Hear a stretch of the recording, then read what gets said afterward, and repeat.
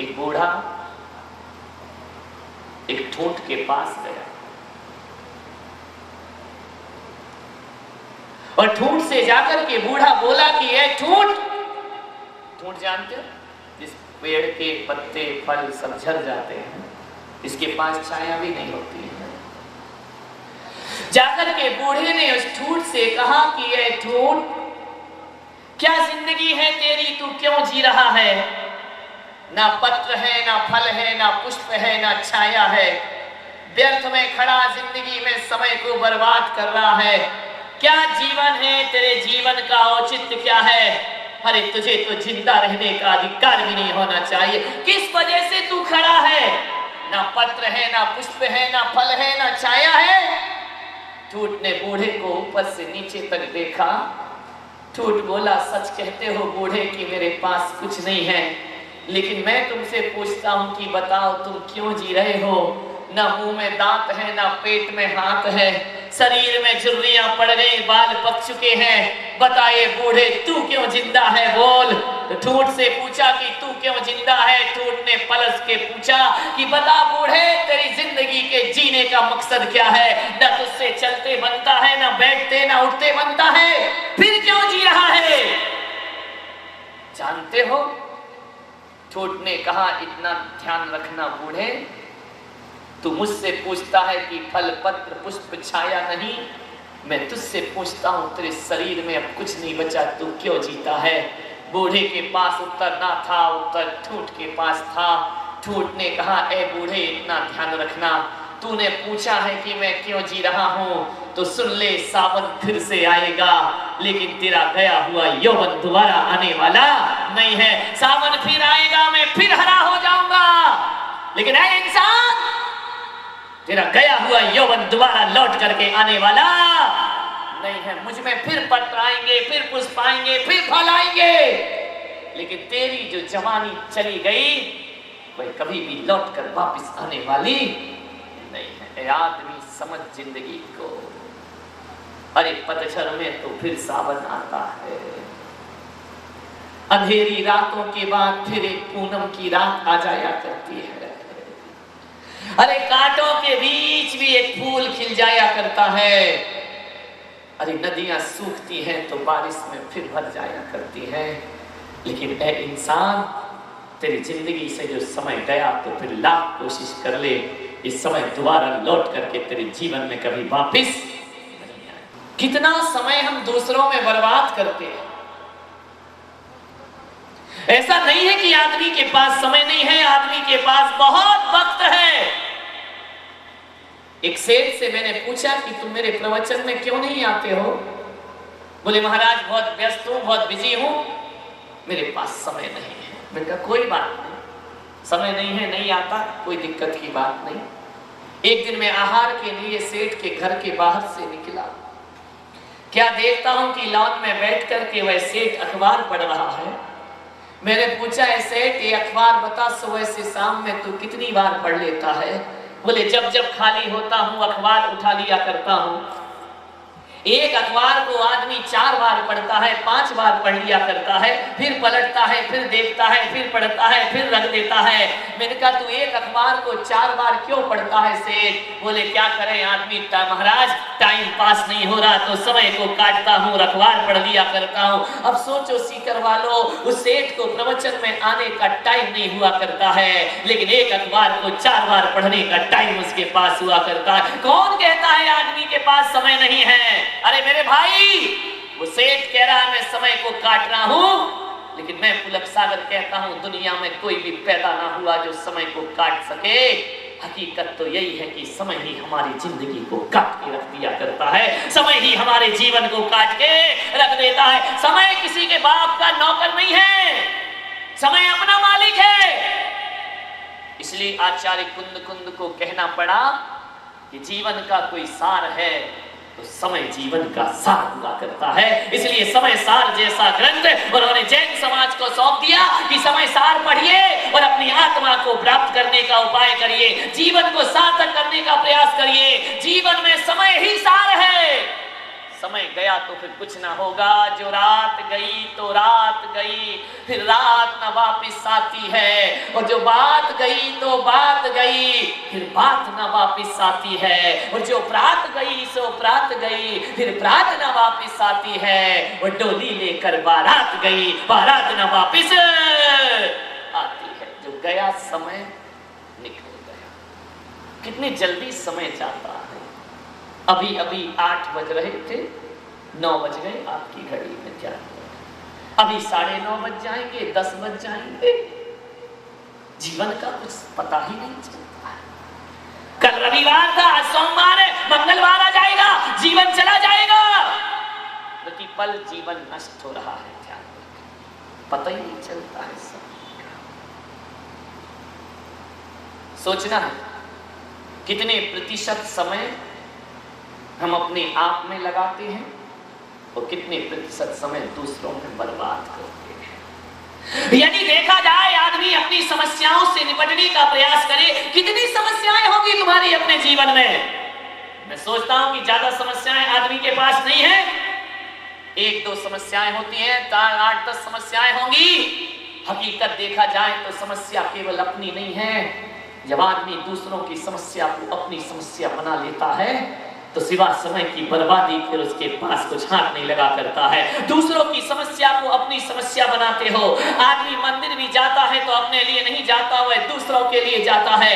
एक आदमी पूजा कर रहा है और पूजा करते समय यदि उस आदमी ने अक्षत की जगह पुष्प चढ़ा दिया, अब समस्या उसकी है लेकिन देखने वाला उसे अपनी समस्या बना लेता है। वह कहता है क्यों रे, तुझे पूजा करना नहीं आता है? पुष्प की जगह दीप चढ़ाता है, दीप की जगह चावल चढ़ाता है। अरे मेरे भाई, वह तो गलती कर ही रहा है, लेकिन उसकी गलती को देखकर शायद हमने भी अपने जीवन में गलतियां शुरू कर दी हैं। दूसरों की समस्या को अपनी समस्या क्यों बनाते हो? फलाना आदमी मंदिर नहीं जाता है, वो धर्म नहीं करता है। अरे मेरे भाई, दुनिया के चक्कर में मत पड़िए, अपनी जिंदगी को सार्थक करने का प्रयास। सारा वक्त दूसरों में जाता है। अमुक आदमी ऐसा है, वो महिला ऐसी है, उसका परिवार ऐसा चलता है, उसका घर ऐसा चलता है। तो महिलाओं का तो पूछो मत, जय हो पंचम काल की। ये तो मंदिर में शास्त्र पुराण खोल के भी शास्त्र पुराण कम पढ़ेगी, बुढ़िया पुराण ज्यादा पढ़ेगी।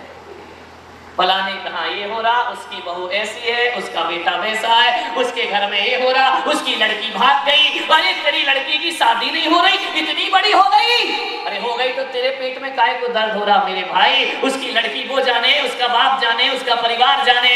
लेकिन होता क्या है, यदि ससुराल से पीहर आ गई लड़की, 1 महीने ना जाए तो घर वालों का पेट नहीं दुखता, पड़ोसियों का पेट ज्यादा दुख। क्यों दुनिया भर के प्रपंचों में जीवन लगाते हो? अपना जीवन देखो, समय दूसरों में बर्बाद मत करिए। अपनी जिंदगी देखिए, हम क्या पूरा जीवन बर्बाद करते हैं। दूसरे का स्वर्ग नरक तुम्हें ज्यादा दिखता है, अपने स्वर्ग नरक की परवाह नहीं।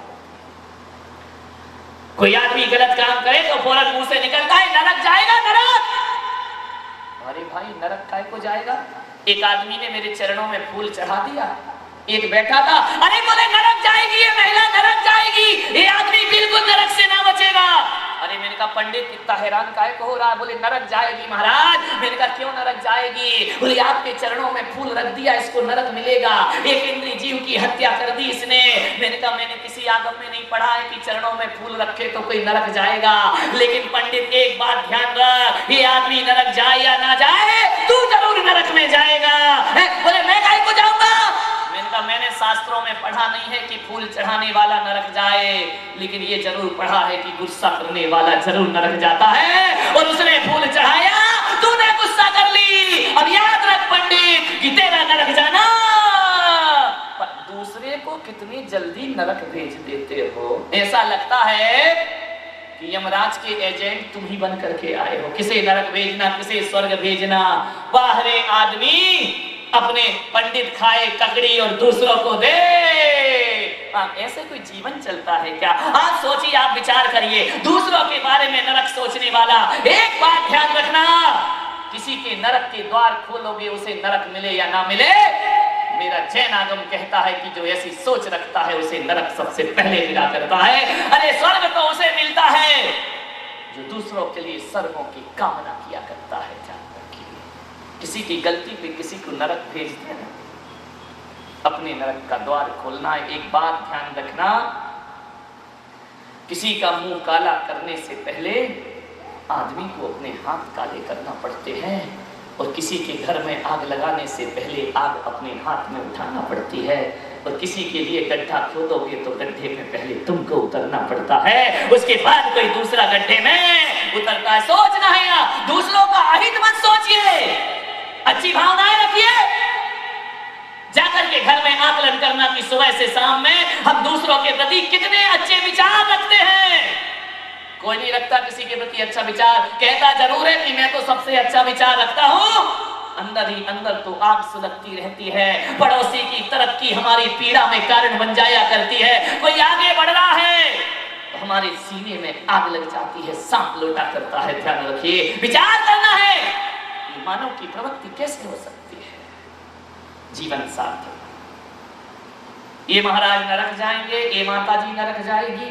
घर तेरे कभी दिमाग में अच्छा भी बोल लिया करो, कभी इस जुबान से मीठा भी बोल लिया करो, कभी अच्छे विचार भी रख लिया करो। 24 घंटे गलत विचार, वक्त की बर्बादी, समय की बर्बादी। बुंदेलखंड में कहा जाता है कि कौए के कोसने से जानवर नहीं मरा करता है। ध्यान रखना, अरे जानवर की मौत हो या ना हो, लेकिन कौआ यदि किसी को कोसता है तो अपने आने वाले भवों को बिगाड़ लिया करता है, अपनी जिंदगी को बर्बाद।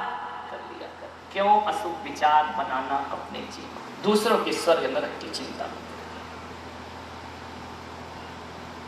एक आदमी ने सोचा कि पूरी धरती पर चमड़ा बिछा दिया जाए। अब इतना भी ज्यादा पर कल्याण मत किया करो। बोले पूरी धरती पे चमड़ा बिछा दो। बोले क्यों? बोले आदमी चलते हैं उन्हें कांटा ना लग जाए।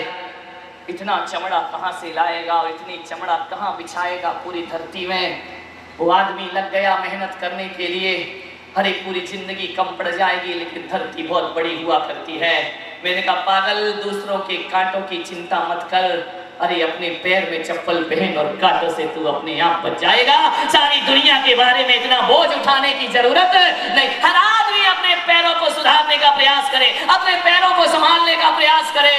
एक आदमी मेरे पास आए, बोले महाराज आप नग्न रहते हैं, समाज के बीच शोभा नहीं देता है, थोड़े कपड़े अपड़े पहना करो। अरे ज्यादा नहीं पहनो तो एक लंगोट तो पहन लिया करो। महाराज 21वीं सदी का ये देश है, थोड़ा तो। मैंने कहा भाई मुझे तो कोई प्रॉब्लम नहीं। एक पत्रकार ने मुझसे पूछा कि आप नग्न रहते हैं और आपके सामने एक से एक सुंदरी बेटियां कन्याएं आती हैं, एक से एक रूप लावण्य आता है, बताइए उन्हें देख के आपको कैसा लगता है? प्रश्न पूछ सकते हैं, स्वतंत्र देश के स्वतंत्र नागरिक तो कोई प्रश्न पूछता है तो मुझे बुरा नहीं लगता है। बोले आप बताइए जब सुंदर सुंदर महिलाएं आपके कक्ष में आती हैं तो बताओ उन्हें देख के आपको कैसा लगता है? मैंने कहा मुझे कैसा लगता है? मैंने कहा कभी घर जाना और देखना तेरे 2 साल का बेटा, उसे अपनी नंगा घूमता है वो घर में, उसे अपनी माँ को देख के जैसा लगता है वैसा ही मुझे महिलाओं को देख करके लगता है। 2 साल के बच्चे में कोई काम भाव देखता है, निर्विकार वासना रहे उसका जीवन हुआ करता है। मैंने कहा बोल, जब तू छोटा था 2 साल का था, 1 साल का था, माँ की गोद में जब नंगा बैठता था, बोल तुझे कैसा लगता था? उसने कहा माँ तो माँ होती है। मैंने कहा वो लोग संसारी होते हैं जो एक माँ में माँ देखते हैं, और वो सन्यासी होते हैं जो हर महिला में माँ और बहन के दर्शन किए करते हैं। मान्यवर क्या सोचना है। उसे कहा कि फिर भी थोड़ा कपड़ा पहन लो। ध्यान रखिए, मैंने कहा एक परंपरा है, एक अपना पंथ है, एक अपना संप्रदाय है, और जिस संप्रदाय में जो दीक्षित होता है उसे उसके अनुसार जीना पड़ता है। मैंने कहा इतना ध्यान रखिए। अरे मैंने कहा तू क्यों मेरी चिंता कर रहा है मेरे भाई, क्यों मेरे बारे में इतना सोच रहा है? अरे मुझे एक लंगोट पहनाएगा तो कम से कम 1 मीटर कपड़ा लगेगा। अरे मैंने कहा पागल, 1 मीटर कपड़ा मेरी कमर में क्यों बांध रहा? वैसे महंगाई का जमाना है, तुझे बुरा लगता है तो 2 अंगुल की पट्टी अपनी आंख में बांध ले, और मेरे बारे में ज्यादा चिंता मत कर। सोचना है आपको कितना वक्त हम दूसरों में बर्बाद करते हैं, अपने में वक्त को सार्थक नहीं करते। मान